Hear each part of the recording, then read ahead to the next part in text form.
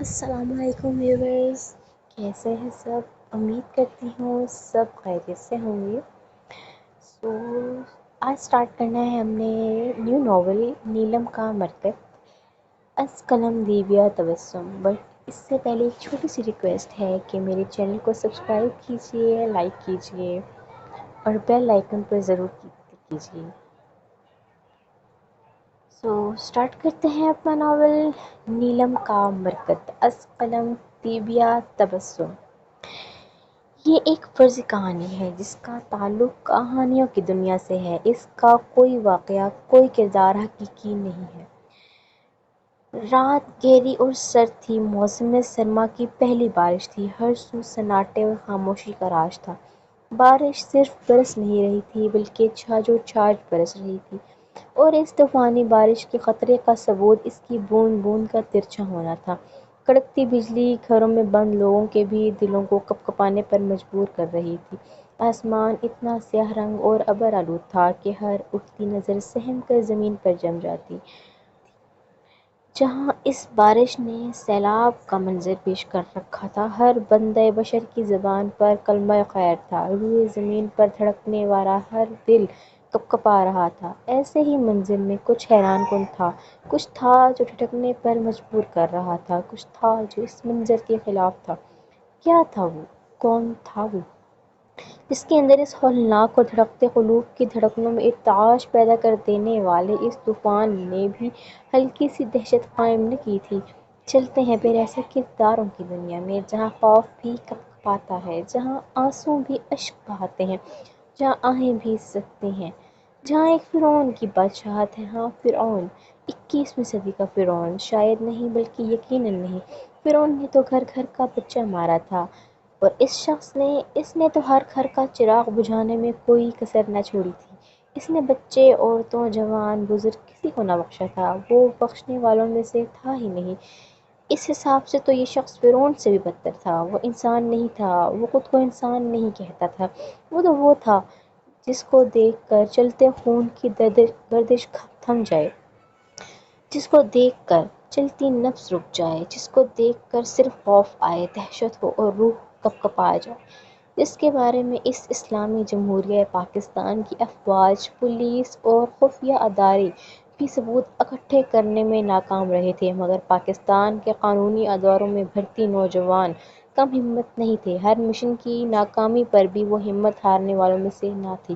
پاک افواج میں، چاہے وہ فضائی ہو یا بحری پولیس، چاہے وہ کسی بھی صوبے کی ہو، یا خفیہ ایجنسیاں جس میں ISI نے اپنا لوہا منوا کر دنیا میں اپنی دھاک بٹھا رکھی ہے، ہر قانون کا محافظ، قوم کا محافظ ہمہ وقت اپنی وردی کا فرض ادا کرنے کو تیار تھا، مگر اب تک سوائے ناکامی اور شکست کے کچھ حاصل نہ ہوا تھا۔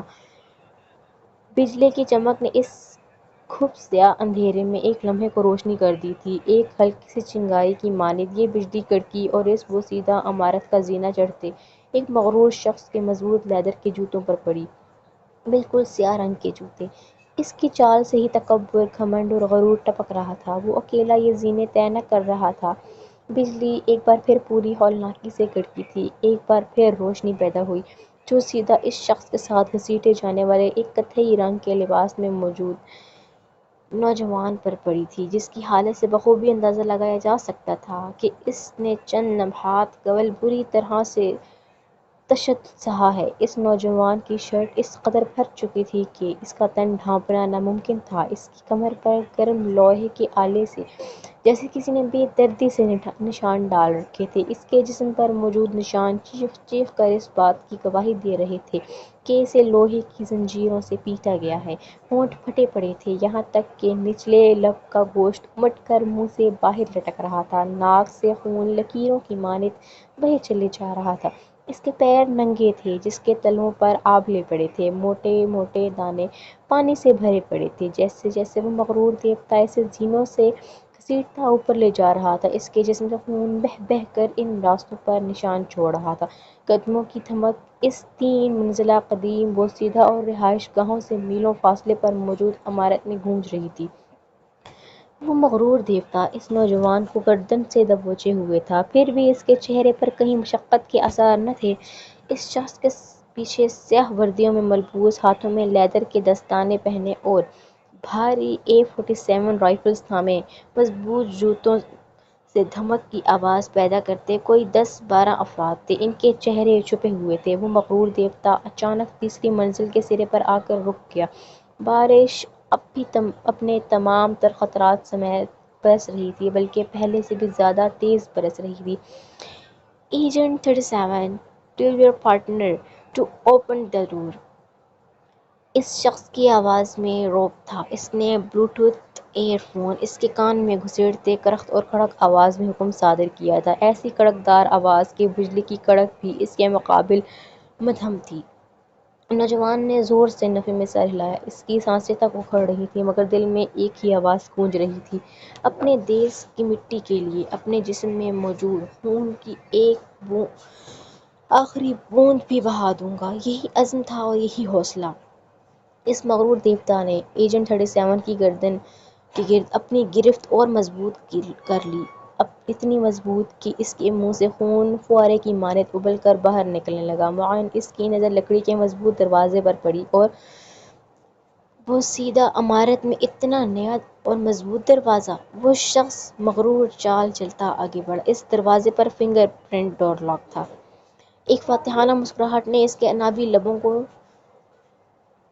لبوں کی تراش میں ہلچل مچائی تھی۔ اس نے نوجوان کو دیکھا، جس کی آنکھوں میں اچانک خوف اتر آیا تھا، ایک عجیب سی سوگواری، سب ہار جانے کا دکھ اور غم۔ وہ زور زور سے نفی میں سر ہلانے لگا۔ اس کی حالت پر وہ مغرور دیوتا قہقہے لگانے لگا، یہ پراسرار قہقہے، ایسی کھوکھلی آواز، ایسا خالی پن تھا ان قہقہوں میں کہ وہاں موجود ہر شخص کو وحشت ہونے لگی۔ پھر اچانک وہ خاموش ہو گیا۔ چہرے پر سنجیدگی چھا گئی، جیسے کالی گھٹا ہو۔ آنکھوں میں خون اتر آیا۔ لہو رنگ آنکھوں سے اس نوجوان کو اندر تک جانچنے کے بعد اس نے اس کا ہاتھ اپنے سفید مضبوط ہاتھ میں تھام لیا، جس کی پشت پر بھورے رنگ کے بال ہی بال تھے، جن کو دیکھ کر ان ہاتھوں کی سخت گرفت اور مضبوطی کا بخوبی اندازہ لگایا جا سکتا تھا۔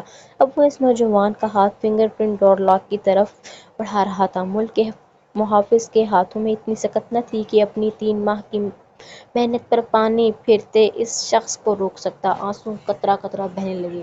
اسے اپنی آنے والی دردناک موت نہیں رلا رہی تھی، اسے اگر رونے پر کوئی چیز مجبور کر رہی تھی تو وہ ناکامی تھی، شکست تھی۔ وہ ہار گیا تھا، وہ اپنے ملک کا دفاع نہ کر سکا تھا، وہ اس مٹی کا قرض نہ چکا سکا تھا۔ اس کے انگوٹھا رکھتے ہی ڈیوائس نے اسکین کر لیا اور دروازے کا لاک کھل گیا، ساتھ ہی اس کی گردن کو آزاد کر دیا گیا۔ ایک جھٹکے سے چھوڑنے پر وہ بالکل اس کمرے کے وسط میں اوندھے منہ گرا تھا، جہاں دروازے والی دیوار کو چھوڑ کر باقی تینوں دیواروں پر جا بجا CCTV مانیٹرز لگے تھے۔ وہ کمرہ مکمل CCTV مانیٹرنگ روم کا منظر پیش کر رہا تھا۔ اس ہنگامے پر اندر موجود آپریٹر کرسی پر بیٹھا 24 سالہ نوجوان ہڑبڑا کر کھڑا ہوا تھا اور سامنے کھڑے اپنے ملک کے سب سے بڑے دشمن کو دیکھ کر دہل گیا تھا، اور جب نظر یک فرش پر اوندھے منہ بے حال پڑے اپنے سینئر ایجنٹ پر پڑی تو اس کا رنگ فاقہ ہو گیا۔ اس کی گردن کی نالی خوف کے مارے ابھرنے لگی تھی۔ اس تیز برسات اور سرد موسم میں بھی اس کو پسینے آنے لگے تھے۔ موت اس کے سر پر کھڑی تھی۔ اس کی گھبراہٹ اور کپکپاہٹ نے سامنے کھڑے پتھریلے تاثرات لیے شخص نے سرد برف جیسی نظروں سے اسے تکا تھا، اور پھر ان CCTV مانیٹرز کو دیکھنے لگا جس پر ایماز پلازا کے تقریباً ہر روم کی فوٹیج موجود تھی۔ اس نے ہاتھ کچھ بلند کیا اور پھر 4 انگلیوں کو ہلا کر اشارہ دیا۔ اس کے پیچھے کھڑے 10-12 اسلحہ بردار اشارہ ملتے ہی شروع ہو گئے۔ فائرنگ کی آواز سے اس بوسیدہ عمارت کی ہر ایک اینٹ لرز گئی تھی۔ موسلادھار بارش کی آواز میں فائرنگ اور بجلی کی کڑکنے کی آواز بھی شامل ہو گئی تھی۔ منظر مزید ہولناک ہو گیا۔ کمرے میں موجود ہر مانیٹر کی اسکرین کرچی کرچی ہو کر سیمنٹ کے فرش پر بکھر چکی تھی۔ 24 سالہ جونیئر ایجنٹ کانوں پر ہاتھ رکھے دبکا بیٹھا تھا، اس کا پورا وجود کانپ رہا تھا۔ شیشے کی کرچیاں اس کے سر اور پیٹھ کے گرد گری تھیں۔ اس مغرور شخص نے پھر اشارہ دیا۔ فائرنگ کی آواز تھم گئی۔ ایک دم خاموشی چھا گئی، ایسی خاموشی کہ سوئی گرنے کی بھی آواز آئے۔ وہ مغرور شخص آہستہ آہستہ مگر مضبوط قدموں سے آگے بڑھنے لگا۔ جونیئر ایجنٹ اور اس کے درمیان ایجنٹ 37 اوندھے منہ بے سود پڑا تھا۔ وہ اس کے اوپر ہی قدم جماتا 24 سالہ نوجوان کی طرف بڑھا۔ وہ جیسے ہی ایجنٹ 37 کے گردن اور کمر کے ابھار کے درمیان کھڑا ہوا، خون ابل کر اس کے منہ سے نکلتا فرش کو آلودہ کر گیا۔ اب وہ جونیئر ایجنٹ کے بالکل سر پر کھڑا تھا، پھر ہلکے سے جھک کر اس کے بالوں کو مٹھی میں جکڑتے چہرہ اونچا کیا اور آنکھوں سے دیکھتے اس کی آنکھوں میں غور آیا۔ ان آنکھوں سے دیکھتے تھے نا میرے خفیہ کارنامے، وہ سر ٹھہرے ہوئے لہجے میں گویا ہوا۔ ٹھا کی آواز بلند ہوئی۔ اس نے ایک ایک بلٹ اس کی دونوں آنکھوں میں اتار دیں، پھر اس کے بال چھوڑ کر پلٹا اور ایجنٹ 37 کے پاس آ رکایا۔ جوتے کی نوک سے اس کے اوندھے پڑے وجود کو سیدھا کیا۔ 1 2 3 وہ فائر کرتا رہا یہاں تک کہ ایجنٹ 37 کا پورا سینہ گولیوں سے چھلنی ہو گیا۔ بڑے بڑے گول دائرے نما سوراخ اس کی چھاتی پر ظاہر ہونے لگے۔ تم نے غلطی کر دی ایجنٹ 37 مجھے انسان سمجھ کر۔ میں انسان نہیں ہوں، درندہ ہوں، درندہ، تم لوگوں کے خون کا پیاسا۔ وہ پنجوں کے بل بیٹھا، اس کے مردہ وجود کو نفرت سے دیکھتا دانت پیس کر گویا ہوا۔ میں تم انسانوں کے دل چیر رکھنے کا حوصلہ رکھتا ہوں اور تم مجھ سے کھیلنے چلے تھے۔ اس نے ایجنٹ 37 کے سوراخوں سے بھرے سینے پر زور سے ہاتھ مارا، وہ اچھل کر پھر ڈھہ گیا۔ اس نے 2 3 سوراخوں میں شہادت کی انگلی ڈال کر کھینچ لی۔ اس کے آس پاس تمام گن مین ویسے ہی روبوٹ کی طرح کھڑے تھے۔ جب انگلی خون سے مکمل بھر گئی تو اس نے سیمنٹ کی یک ٹھنڈے فرش پر ایم لکھا اور پھر انگلی اس کے سینے میں گھسا کر ترقی اور تھوڑے فاصلے پر اے کے ساتھ زی لکھ دیا اور دھیرے سے ہونٹوں کو جنبش دی۔ منہاج الضحاک۔ دنیا مجھے ایماز کے نام سے جانتی ہے۔ ایک بے ہنگم قہقہہ لگا کر وہ فاتحانہ مسکراہٹ لیے وہاں سے نکلنے لگا۔ اس کی چال میں اب کی بار سرشاری کی کیفیت بھی شامل تھی۔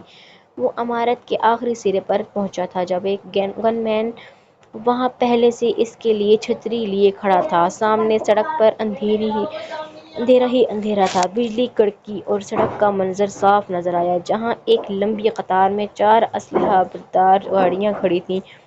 ایک سب سے آگے بلیک چمچماتی پراڈو تھی، وہاں 4 5 اسلحہ بردار اور بھی کھڑے تھے۔ اگلے ہی لمحے تمام گاڑیاں ایک ہی سیدھ میں چل پڑیں۔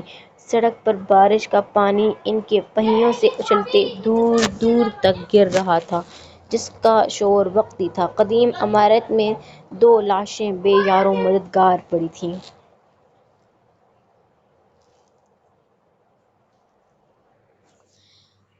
بارش شراب عرش ہے یہ سوچ کر ادم بارش کے سب حرف کو الٹا پی گیا۔ یا الہی خیر ہو میرے مولا، بس اپنی رحمت کی برسا۔ سائقہ نے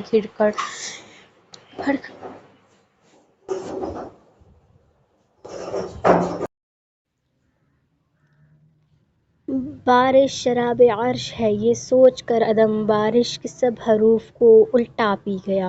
یا الہی خیر ہو میرے مولا، بس اپنی رحمت کی برسا۔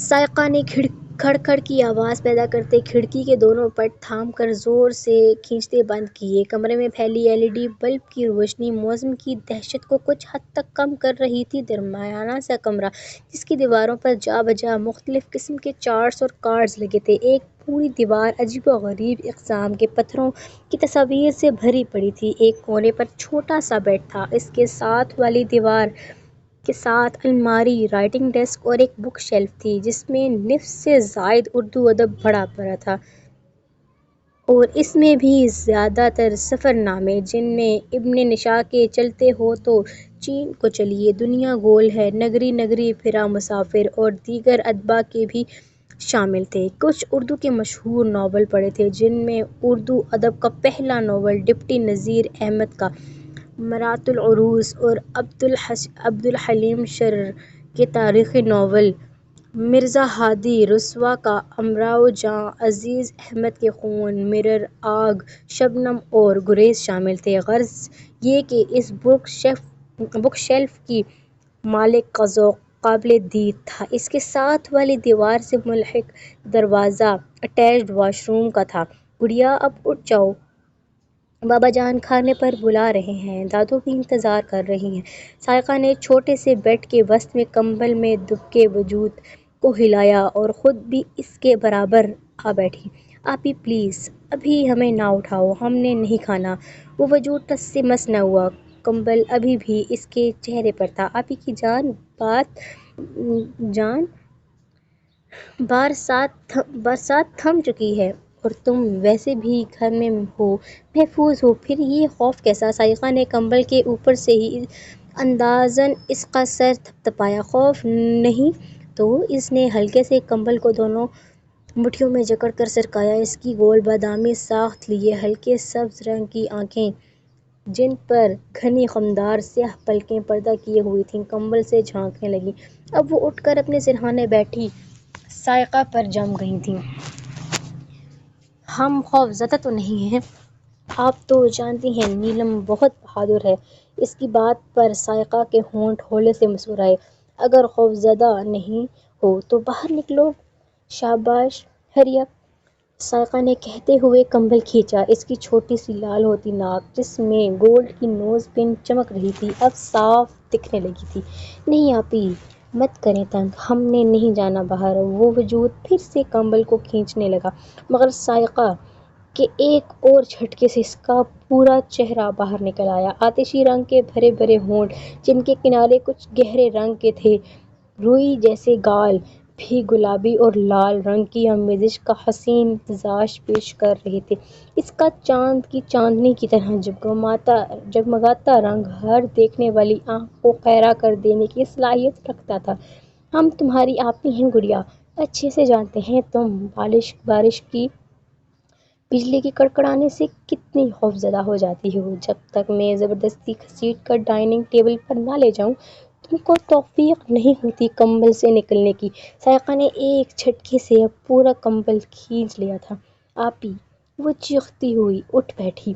اس کے کمر سے بھی نیچے جاتے سنہری رنگ کے گھنگریالے بال پورے وجود کے آس پاس بکھر کر پردہ سا گر گئے تھے۔ بلا شبہ وہ قیامت خیز حسن کی ملکہ تھی۔ ایسا لگتا تھا کہ کائنات کے حسن کا ایک وسیع حصہ قدرت نے اس کے وجود میں منتقل کر دیا۔ صنف مخالف کا کہنا، ہم صنف بھی اس کا حسن دیکھتی ساخت رہ جاتی تھی۔ اے نیلم، چپ کر کیوں چلاتی ہے اپنی ماں جیسی بہن پر؟ دادو نہ جانے کب اپنی لاٹھی تھامے آن وارد ہوئی تھیں۔ اف دادو، میں کب چلا رہی ہوں، اتنے آرام سے تو بولی ہوں، اس نے کھسیانی سی ہو کر کہا۔ ارے شرم کر، اتنی سی تو تھی، دادی نے ہاتھ سے اشارہ کرتے کہا۔ بات مکمل ہونے سے پہلے نیلم اپنی عادت سے مجبور ہو کر پھر بول اٹھی۔ اتنے سے تھے ہم دادو کی طرح ہی اشارہ کرتے جب ماما چل بسیں۔ بابا نے ہماری وجہ سے دوسری شادی نہیں کی اور آپی نے ہمیں ننھے ہاتھوں سے پرورش کر کے آج 17 برس 5 ماہ کا کر دیا۔ اور بھی کچھ کہتی ہیں آپ؟ ہاں یاد آیا، اتنا کچھ کرنے کے بعد بھی تو نے پیار سے بات کرنا نہیں سیکھا۔ دیکھیں دادو، آپ کی لائنز حفظ ہو گئی ہیں۔ نیلم ابرار کو اس نے دادو کو داد وصول کرنے والے انداز میں فرضی کالر جھاڑتے ہوئے کہا، جبکہ دادو کا منہ کھلا کا کھلا رہ گیا۔ دادو چھوڑیں اسے، آپ باہر چلیں، رزق کو اتنا انتظار نہیں کرواتے۔ اور گڑیا تم بھی چلو، سائقہ نے آہستگی سے دادو کو بازو سے تھام کر لے جاتے کہا۔ جب وہ پھر پلٹیں، یہ چگی تبدیل کر کے آنا، توبہ توبہ کیا واہیات لباس پہنتی ہے آج کل کی نوجوان نسل، کوئی سکھائے ان کو تمیز تہذیب؟ ارے عورت کی تو شان ہی مکمل لباس میں ہوتی ہے، دادو تعصب سے کہتی، ایک ملامتی نظر بیبی پنک کلر کی نائٹ ڈریس میں ملبوس لاپرواہ سی نیلم پر ڈالتی ہڑبڑاتی ہوئی کمرے سے نکل گئیں۔ پورا لباس، ہم کہاں سے ننگے ہو رہے ہیں؟ اس نے دادو کی نقل اتارتے آخر میں اپنے مکمل آستینوں کے سوٹ کو دیکھتے ناگواری سے کہا۔ دفع کرو، ابھی تو تبدیل کرنا پڑے گا ورنہ پوری رات دادو کا لیکچر۔ وہ بڑبڑاتی ہوئی الماری کھولنے لگی جس میں کچھ کپڑے نفاست سے تہہ لگائے رکھے تھے تو کچھ استری شدہ ہینگ کیے ہوئے تھے۔ یہ سب سائقہ کا ہی کام سوگڑ پن تھا۔ اپنے لیے مناسب آرام دہ لباس منتخب کر کے وہ اٹیچڈ واش روم میں گھس گئی۔ ایجنٹ 37 ہمارا تیسرا ساتھی تھا جس نے اس مشن کے لیے جان کی بازی لگا دی، اپنی حیات کی قربانی، اپنے وطن کی مٹی کے لیے خون بہا دیا ہے اس نے۔ وہ بھی ناکام ٹھہرا۔ ایک اور چراغ، ایک روشن دیا بجھ گیا ہو۔ ہوا مخالف سمت میں پھر چل پڑی ہے۔ آس عالم ایک اسٹیبلشڈ آفس روم میں کھڑکی کی جانب رخ موڑے، دونوں ہاتھ سینے پر باندھے، ایک پرعرب شخصیت کا مالک اپنی پشت پر شدید غصے کے عالم میں مٹھیاں بھینچے شخص سے مخاطب تھا، مگر نظریں ہنوز سامنے کھڑکی پر لگے عارضی شیڈز پر جمی تھیں۔ کمرے میں ان شیڈز سے ہلکی ہلکی روشنی اندر موجود اندھیرے کو کم کرنے کی ہلکی سی کوشش میں سرگرداں تھی۔ میں نے کہا تھا سر اب میدان میں اترنے کی باری میری ہے، مگر آپ نے تیسری جان بھی پچھلے 12 سال کے مشن پر لگا دی، مگر نتیجہ وہی نکلا۔ ابھی تو ہم ایم ایز کے پلازا کے اندرونی حصے تک رسائی نہیں کر سکے تھے کہ ہمارے ساتھی کے سینے میں وہ گولیاں اتارتا چلتا بنا، اور ہم خاموش تماشائی بس یہی سوچتے رہے کہ شاید اس بار ہم کامیاب ہو جائیں۔ مگر ہوا کیا؟ وہی جو پچھلے 2 ایجنٹس کے ساتھ پہلے بھی ہو چکا تھا۔ مجھے سمجھ نہیں آتی آخر آپ ایک بار مجھے اجازت کیوں نہیں دے دیتے اسے مارنے کی؟ حالانکہ یہ کام ہمارے لیے زیادہ مشکل نہیں، اس کی سیکیورٹی جتنی مرضی پاورفل کیوں نہ ہو، ہم اس تک رسائی حاصل کر ہی لیں گے۔ نہیں تو ایجنٹ 37 کی طرح حلیہ بدل کر تو وار کر ہی سکتے ہیں نا؟ وہ شدید اضطراب کے عالم میں اپنے اور مقابل کے درمیان موجود میز کے کناروں پر ہاتھ جماتے تھوڑا جھکتے ہوئے بولا، ہمارے ادارے کا کام جاسوسی کا ہے، ہمیں راز اگلوانے ہیں یا پتہ کروانے ہیں۔ اگر ایم آز کو مارنا ہی ہوتا تو یہ کام تو پولیس کب کا کر چکی ہوتی۔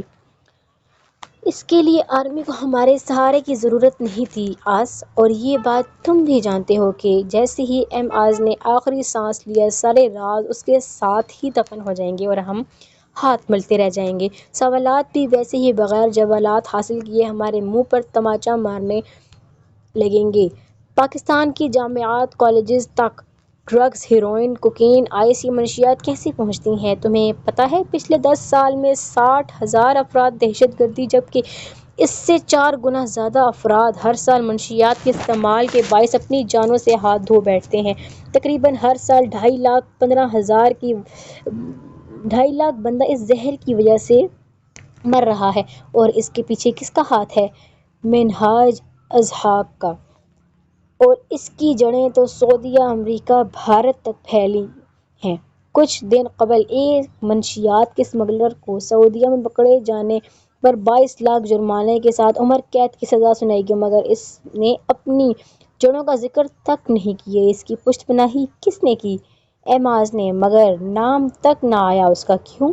میری بات سمجھو آس، اس سب کو روکنے کے لیے ہمیں اس کے تمام راز چاہیے، ورنہ ایم آز کو موت کے بعد بھی یہ سلسلہ چلتا رہے گا۔ اس کو روکنے کے لیے اس کی جڑ منہاج الحق کو کاٹنا پڑے گا، اور یہ کوئی آسان کام نہیں۔ وہ تو میلوں کے فاصلے سے دشمن کی بو سونگھ لیتا ہے۔ وہ مڑے اور خاموشی سے میز کے کناروں پر ہاتھ ٹکاتے، دانت پر دانت جمائے، ضبط سے ان کی بات سنتے آس کو دیکھنے لگے جس کے سیاہ فوجی کٹ ہیئر اسٹائل پر ونڈو شیڈ سے آتی روشنی کی لکیر پڑ رہی تھی۔ Sir give me one chance, I wanna prove myself. Sir مجھے ایک موقع دیں، میں اپنے آپ کو ثابت کرنا چاہتا ہوں۔ وہ کچھ لمحے کا توقف کرنے کے بعد ایک عزم سے سر اٹھائے ٹھوس لہجے میں بولا، ہاتھ ہنوز میز کے کناروں پر ہی ٹکے تھے، میں تیسری بار بھی تم سے معذرت کرنے کے سوا کچھ نہیں کر سکتا۔ وہ تحمل سے چیر گھسیٹ کر بیٹھتے گویا ہوئے آس کا چہرہ بالکل ان کے مقابل آ گیا، جس کے ماتھے پر بے شمار شکنوں کا جال بنا ہوا تھا۔ کیوں؟ آخر آپ میرے ساتھ یہ ناانصافی کر رہے ہیں؟ آخر آپ کیا ثابت کرنا چاہتے ہیں کہ وہ جو 2010 میں دنیا کی بہترین خفیہ ایجنسیوں میں پہلے نمبر پر آئی، جس نے اسرائیل کی موساد، آئی ایس آئی، برطانیہ کی MI6، امریکہ کی CIA، چین کی MSS جرمنی کی BND، روس کی FSB، فرانس کی DGSI، بھارت کی RA، آسٹریلیا کی AIS کو پیچھے چھوڑ دیا۔ وہ ایک آز کو نہیں پکڑ سکتی، اس کا لہجہ جرح کرتا ہوا تھا، جو صرف پاکستان کی ہی نہیں بلکہ عالم اسلام کے ملکوں کی ISI نہیں۔ آج میں یہ کہنا چاہتا ہوں کہ وہ انٹرنل سیکیورٹی کو ٹریننگ دینے والی ایجنسی ہے۔ سعودی عرب، سیریا، جارڈن اور مصر کی انٹیلیجنس ایک اسمگلر اور دہشت گرد کے بارے میں معلوم نہیں کر پا رہی۔ ISI ایجنسیوں کو ٹریننگ دینے والی، حالانکہ ایماز کے پاس سعودیہ کی نیشنلٹی بھی ہے، وہ 10 سال سے زائد عرصہ سعودیہ میں رہ چکا ہے۔ اس طرح ادھر کی سرزمین پر بھی اس کے قدم جم چکے ہیں، مگر سعودیہ ریاست جڑوں تک پہنچنے کے بجائے شاخیں توڑ رہی ہے، اور میں یہ بے وقوفی نہیں کر سکتا۔ میں اس ایجنسی کا سربراہ ہوں، تم مجھ سے جرح نہیں کر سکتے عالم۔ آخر میں ان کے لہجے میں سختی آ چکی تھی۔ آس نے سختی سے ہونٹ کاٹتے چہرہ ہلکے سے موڑ لیا، پھر سر کو جھٹک کر جیسے کوئی سوچ دماغ کی سطح سے جھٹکی۔ سر، آپ یہ مشن میرے حوالے کر دیں، میں کوشش کرنا چاہتا ہوں۔ مجھے سمجھ نہیں آ رہا، آخر آپ جونیئرز کو موقع دے چکے ہیں، مگر مجھے کیوں روک رہے ہیں؟ وہ جھنجھلاتے ہوئے بولا۔ تم مجھے بے خبر سمجھتے ہو آس، مگر میں باخبر ہوں تمہاری اس ضد اور گزارش کے راز سے۔ ملک کی آڑ میں اپنی دشمنی نکالنا چاہتے ہو۔ ان کے کاٹ تار لہجے پر اس کے دماغ کی رگیں تن گئیں، مٹھیاں اتنی زور سے بھنچ لیں کہ گندمی رنگت والے مضبوط بازوؤں کی نسیں ابھر کر نظر آنے لگیں۔ آپ الزام تراشی کر رہے ہیں۔ جب سے بولنے کی کوشش میں بھی اس کی آواز میں ہلکی سی گراہٹ نمایاں تھی۔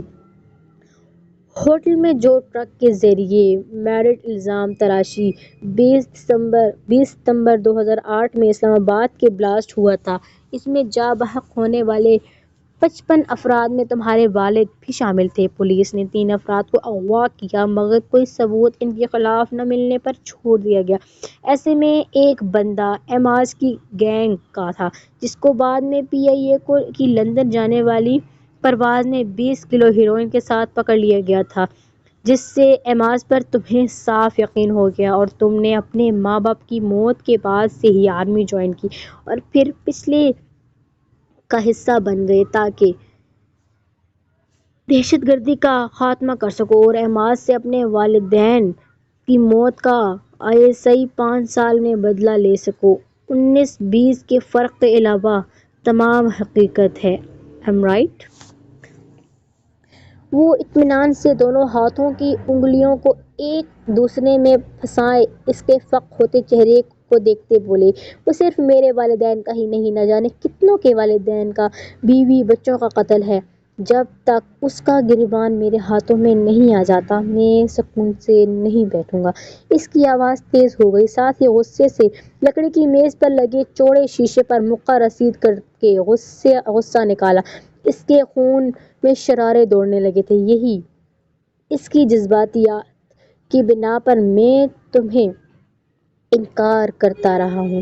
آج تمہارا یہ رویہ تو فوراً ایماز پر سائے راز منکشف کر دے گا، اور تم نہ صرف اپنی جان سے جاؤ گے بلکہ اپنے ساتھ جڑے تمام راز بھی اسی جذباتیت میں اگل دو گے۔ وہ برہم ہوئے تھے۔ میں اپنی دشمنی کے لیے نہیں کر رہا یہ سب، میں اپنے ملک کے دفاع کے لیے کرنا چاہتا ہوں۔ آخری بار درخواست کر رہا ہوں، پلیز سر۔ اس نے ملتجی لہجہ اپنایا۔ ہوں، ہنکار بھرا۔ جہاں اتنے صحیح وہاں ایک اور صحیح، مگر ایک بات یاد رکھنا آس، یہ مشن تمہارے پچھلے تمام مشن سے زیادہ توجہ طلب ہے۔ اپنے 6 سینئرز ہمیشہ ہوشیار رکھنا اور جذبات میں بہہ کر اپنی موت کو دعوت مت دینا۔ اللہ تعالیٰ تمہیں کامیابی سے نوازے۔ وہ کھڑے ہوئے اور حیران صورت لیے آس عالم کے سامنے ہاتھ بڑھایا۔ وہ ہلکے سے پھیکا سا مسکراتا آگے بڑھا اور ان کا ہاتھ زور سے تھام کر ہلایا۔ انشاءاللہ میں ہمیشہ کی طرح کامیاب واپس آؤں گا۔ اس کے لہجے میں یقیناً اس کے لہجے پر یقین وہ متاثر ہوئے بغیر نہیں رہ سکے۔ ظلم پھر ظلم ہے، بڑھتا ہے تو مٹ جاتا ہے، خون پھر خون ہے، ٹپکے گا تو۔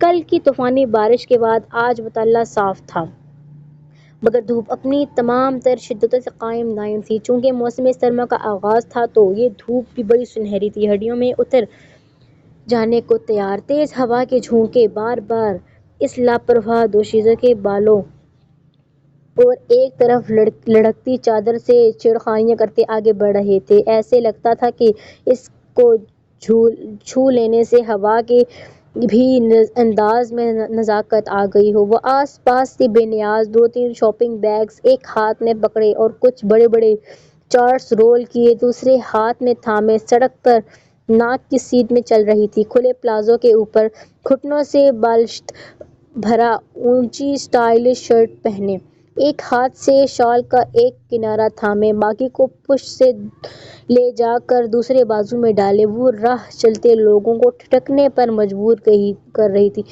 کوئی ایسا راہی نہ تھا جس نے مڑ کر اس قاتل حسینہ کو نہ دیکھا ہو۔ اس میں عورتیں مرد سب شامل تھے، مگر وہ عادی تھی اس سب کی۔ اپنے غیر معمولی حسن کی بنا پر وہ اسکول کالج میں بھی سب سے منفرد جانی جاتی تھی۔ اسے سب کی عادت سی ہو چکی تھی۔ اف، یہ گرمی تپا دیا آج تو۔ اس نے گھر میں داخل ہوتے خود کلامی کی۔ ابھی وہ بیرونی دروازہ لاک کر کے پلٹی ہی تھی کہ دادو نہ جانے کیوں گیراج میں کھڑی نظر آئیں۔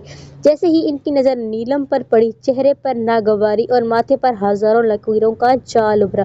کیا کہا تھا تجھے کہ چادر اور دوپٹے میں باہر جایا کر؟ بات سمجھ نہیں آتی میں بکواس کرتی رہوں صبح شام، مگر تو کرے گی اپنی منمانی۔ شام کو آ جائے گی کوئی ماں اپنے سپوت کی ضد پر جھولی پھیلانے۔ کچھ دن کا سکون میسر آیا ہے، اسے برقرار نہ رہنے دینا۔ کمبخت، دفع ہو جا اندر۔ دادو کی دھاڑ پر بھی وہ اپنی ازلی بے نیازی سے اندر بڑھ گئی۔ درمیانی سی راہداری سے گزرتے وہ سیکنڈ فلور کی سیڑھیاں چڑھنے لگی۔ فرسٹ فلور کی راہداری کی سائڈ پر دو کمرے تھے، ایک بیٹھک اور دوسرا دادو کا، جبکہ تھوڑا آگے جہاں راہداری ختم ہوتی تھی وہاں سے سیکنڈ فلور کی سیڑھیاں شروع ہو جاتی تھیں اور سامنے ایک کمرہ ابرار صاحب کا تھا اور ساتھ میں کھلا کچن۔ سیکنڈ فلور پر پہنچ کر وہ لان سے ہوتی اپنے اور سائقہ کے مشترکہ کمرے میں گھس گئی۔ تمام چیزیں بیڈ پر پٹک کر جھنجھلاتے ہوئے چادر بھی دور پھینک دی۔ اللہ نے ہمیں حسین صورت سے نواز دیا تو اس میں ہمارا کیا قصور؟ ہر وقت بلا وجہ کی روک ٹوک، بھاڑ میں جائیں۔ اب تو ہم چادر بھی لے کر نہیں جائیں گے۔ ایک تو دادو کی شرائط بھی مانو اور اس کے بعد جھڑکیاں بھی سنو۔ وہ مسلسل بڑبڑاتے ہوئے جوگرز کے تشمے کھولتی اب موزے اتار رہی تھی۔ گڑیا، کتنی دفعہ کہا ہے اکیلے باہر مت جایا کرو، پڑ گئی نا ڈانٹ؟ اور دوپٹہ کیوں نہیں پہنا؟ دادو کا جب پتہ ہے تو کیوں کرتی ہوں ایسی حرکتیں؟ کیمل رنگ کی سادہ سے سلوار سوٹ میں بالوں کی چوٹی بنائے 2.5 گز کے دوپٹے کے پلو سے ہاتھ پونچھتی سائقہ فکر مندی سے کہہ رہی تھی، دوپٹہ یہ جو 5 گز کی چادر ہمیں اوڑھنے کو دی ہے، اس کے بعد دوپٹے کی گنجائش بچتی ہے؟ اس نے چادر کا گولا بنا کر پھر دور پٹکتے تیوری چڑھاتے کہا، اور 5 گز کی یہ چادر بھی تمہارے سر پر نہیں ٹکتی، اس کی کوئی خاص وجہ؟ وہ چادر کو تہہ لگاتے برہمی سے پوچھنے لگی۔ جب ہم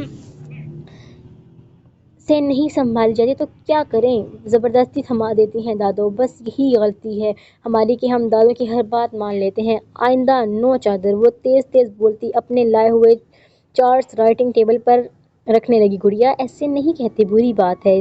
دادو جو بھی کہتی ہیں تمہاری بھلائی کو کہتی ہیں۔ اچھی شکل و صورت خدا کی نعمت ہے، مگر حسن کو بری نگاہ سے بچانے کے لیے پردہ لازم ہے میری جان۔ وہ چادر الماری میں لٹکاتی ہمیشہ کی طرح نرمی سے اپنے سے 5 سال چھوٹی بہن کو ڈیل کر رہی تھی۔ ہم سینٹر جاتے ہوئے سکارف بھی کرتے ہیں اور چادر بھی لیتے ہیں، کبھی کبھی تو عبایا بھی پہن لیتے ہیں، مگر دادو کی تسلی تب بھی نہیں ہوتی۔ وہ منہ پھلا کر کہتی ڈھیلے ڈھالے انداز میں بیڈ پر چت لیٹ گئی۔ دادو بھی کیا کریں، روز محلے سے کوئی نہ کوئی آنٹی آ جاتی ہیں ہماری گڑیا کو اپنی بہو بنانے کے لیے خواہش کے ساتھ۔ پھر دادو کو رشتہ مناسب لگتا ہے، بابا کو تم ابھی تک چھوٹی سی گڑیا لگتی ہو، وہ دادو کو منع کر دیتے ہیں اور دادو ہمیشہ کی طرح تم پر خفا ہوتی ہیں۔ سائقہ نے مسکراتے ہوئے کہا اور اس کا بازو اس کا باقی پھیلاوا سمیٹنے لگی۔ اب کون آ گیا؟ جو دادوں کا پارا 7ویں آسمان پر پہنچا ہوا ہے۔ وہ ہاتھوں سے کنپٹی سہلاتے بیڈ پر چت لیٹے چھت پر گڑوں گڑوں کی آواز پیدا کرتے پنکھے کو دیکھتے ہوئے بولی، ہماری گلی کے کونے پر جو دودھ والی دکان ہے اس کے ساتھ والا گھر۔ سائقہ نے انگلی سے اشارہ کرتے کہا، جبکہ نیلم کے چہرے پر ناسمجھی کے تاثرات صاف نمایاں تھے۔ وہ کہنی کے بل کچھ اونچی ہو کر سائقہ کی بات سننے لگی۔ اوہو، جنہوں نے نیا گھر لینے کے بعد قرآن خوانی کروائی تھی اور تم وائٹ کلر کا ڈریس پہن کر گئی تھی، یاد آیا؟ سائقہ اس کے پاس ہی بیڈ پر بیٹھ گئی۔ ہمیں نہیں یاد آ رہا۔ آپ یاد کروانے کو چھوڑیں، بات بتائیں، وہ بیزاری سے بولی۔ ان کے سیکنڈ لیفٹیننٹ بیٹے کے لیے تمہارا پروپوزل آیا ہے، بٹ بابا نے منع کر دیا۔ تبھی دادوں کا موڈ آف ہے۔ سائقہ نے جتنے جوش سے بات شروع کی، آخر میں اتنی ہی بے دلی سے مکمل کی۔ اچھی بات ہے، ویسے بھی یہ آرمی شارمی کے چونچلوں میں بندہ نہ ہی پڑے تو اچھا ہے۔ ڈرامے باز۔ وہ دوبارہ کوہنی نیچے کیے بیڈ پر ڈھہ گئی۔ بہت بری بات ہے گڑیا، بابا کے منع کرنے کی وجہ تمہاری کم عمری ہے، نہ کہ آرمی۔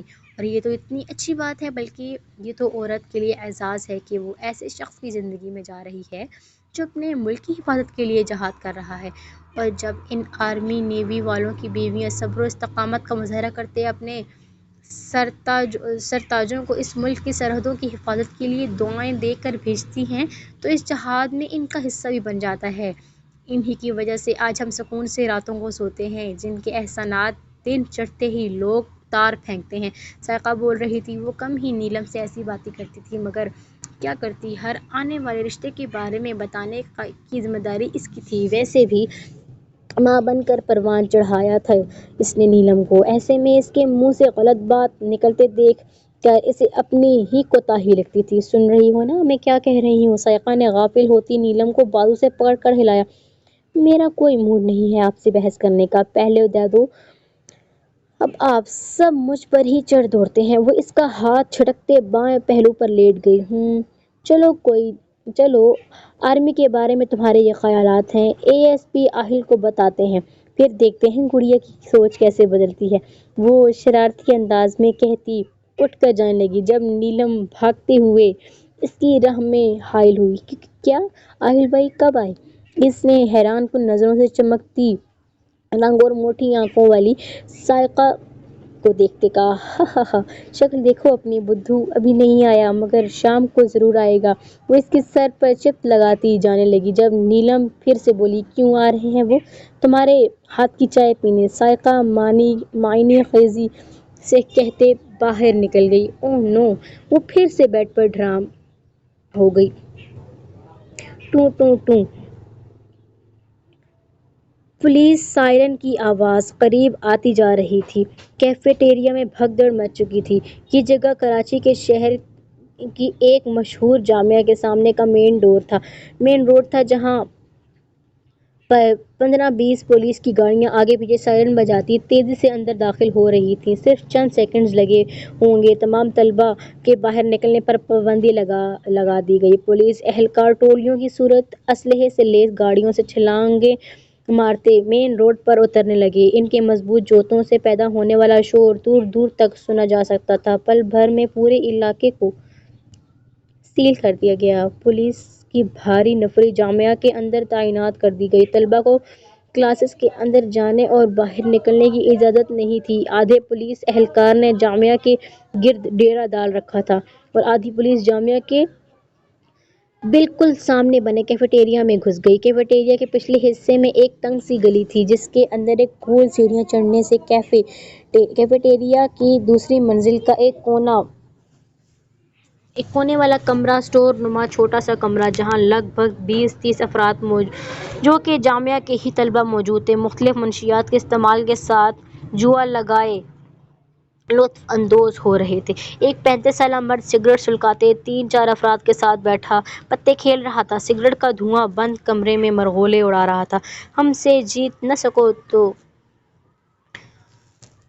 تو بابو، ہا ہا ہا، وہ آدمی بے ہنگم قہقہے لگاتے گاؤں تکیے سے ٹیک لگاتا مسرور لہجے میں بولا، چھوٹے صاحب، وہ 17-18 سال کا ایک لڑکا پھولی سانسوں سمیت بات کرنے کی کوشش میں ہلکان ہو رہا تھا۔ اس ٹھنڈ میں بھی پسینے سے شرابور وہ کسی انہونی کا پتہ دے رہا تھا۔ اس کی حالت سے بخوبی اندازہ لگایا جا سکتا تھا کہ وہ بھاگ کر یہاں تک پہنچا ہے۔ پپ کیا وہ بھونک بھی کیا ہوا ہے یا دو ہاتھ جڑ کر تیری بولتی کھلواؤں؟ چند ساعت قبل والی مسروریت اب غائب تھی۔ بھونک بھی دو تین موٹی گالیوں سے نوازتے وہ لکڑی کے پلنگ سے نیچے اترا۔ چھوٹے صاحب، پولیس کی ریڈ پڑ گئی ہے کیفیٹیریا میں، وہ پچھلے حصے کی طرف کسی بھی وقت پہنچ سکتی ہے۔ اس نے جلدی جلدی کہتے بات مکمل کی۔ چھوٹے صاحب کے دھاڑنے کی بنا پر تقریباً تمام لوگ ہی ان کی جانب متوجہ ہو چکے تھے۔ چھوٹو کی بات پر وہاں موجود تمام طلبہ گھبرائے۔ کیا؟ چھوٹے صاحب نے حیران ہوتے کہا، پھر اچانک ایک بڑا سا تھیلا اٹھا کر سب کو مخاطب کرتے بولا، جلدی کرو، جلدی سے جو بھی ہے اس میں ڈال دو۔ کارڈز، ہیروئن کے پیکٹ، پتھر اور پاؤڈر کی صورت میں موجود کوکین اور آئس کا استعمال کرتے افراد نے تو فوراً عمل کیا، مگر شیشہ پیتے افراد کے لیے کیا مسئلہ تھا؟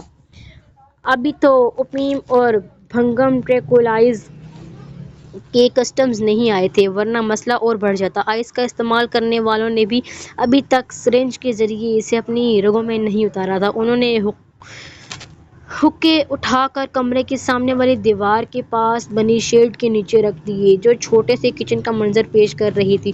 وہاں پر ہی تھیلا بھی چھپا دیا گیا اور خالی گتے کے ڈبے اور کچرا اوپر لاد کر کارروائی مکمل کی۔ اس سب میں تقریباً 3 منٹ بھی بمشکل لگے ہوں گے۔ تمام افراد نیچے تنگ سڑک میں گول دائرے کی شکل میں بیٹھ گئے اور بیچ میں کولڈ ڈرنک کی خالی بوتل رکھ لی۔ اچانک سے قدموں کی تیز تیز آواز اسی سمت میں آنے لگی۔ چھوٹے صاحب کے اشارے پر سب نے اپنے چہرے حشاش پشاش بنانے کی ناممکن کوشش کی۔ اٹھو، سب کیا کر رہے ہو یہاں؟ تمام پولیس اہلکار ان کو گھیرنے لگے۔ کچھ اس تنگ کچرے سے بھری گلی کے کونے کھدروں کی تلاشیاں لینے لگے۔ سر، ہم تو فری پیریڈ کے باعث یہاں تفریح کو آئے تھے، 22 سال کے لڑکے نے ڈرتے ڈرتے کہا، جس کا کالر ابھی تک پولیس وردی میں ملبوس اہلکار کے ہاتھ میں تھا۔ اس گندگی میں تم لوگ فری پیریڈ گزارتے ہو؟ جامعہ میں جگہ کم پڑ گئی ہے کیا؟ دھاڑ کر سوال کرنے پر وہاں کھڑے اسی کے عمر کے لگ بھگ تمام طلبہ کام کر رہ گئے۔ اوپر بھی تلاشی لو۔ یس سر۔ دھڑ دھڑ کی آواز سے 7-8 پولیس اہلکار گول گول سیڑھیاں چڑھتے دوسری منزل پر بنے کمرے میں گھس گئے، جہاں جگہ جگہ ریپرز، پلاسٹک کی تھیلیاں، خالی بوتلیں، ٹوٹی پھوٹی پرانی کرسیاں اور ایک لکڑی کا تخت پڑا تھا۔ اندھیرا ہی اندھیرا، روشنی کی چند لکیریں ایک روشن دان سے آ رہی تھیں، مگر ناکافی معلوم ہو رہی تھیں۔ کچھ ملا؟ نیچے موجود افسر، شاید ان سب سے عہدے میں بڑا تھا، طبی حاکمانہ لہجے میں دوسری منزل کے زینے پر کھڑے باوردی ساتھی سے دریافت کیا۔ نو سر۔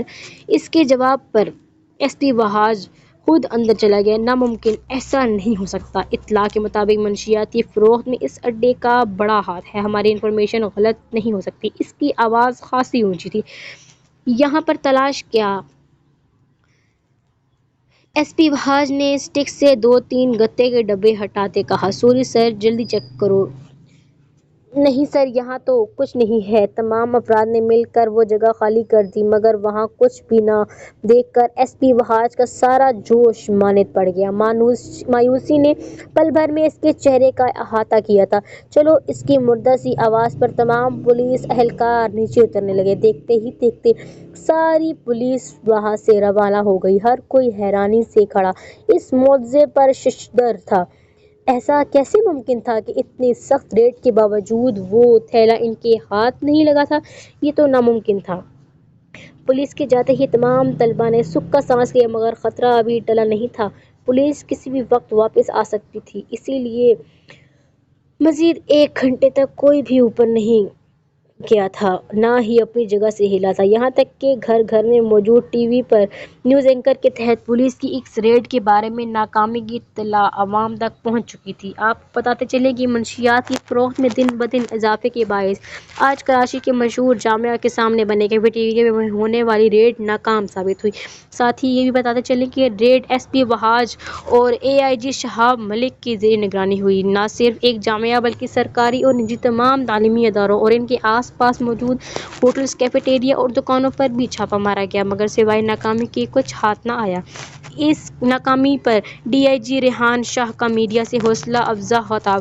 وہاں پر موجود طلباء میں سے کسی ایک نے یہ ویڈیو پلے کی تو سب کی سانسیں بحال ہونا شروع ہو گئیں۔ چھوٹے صاحب شکر کرو کل رات ہی مال ڈیلیور کر دیا، ورنہ 5 کلو ہیروئن اور خیبر پختونخوا بھیجی جانے والی کرسٹل پکڑی جاتی تو آج ہم سلاخوں کے پیچھے ہوتے۔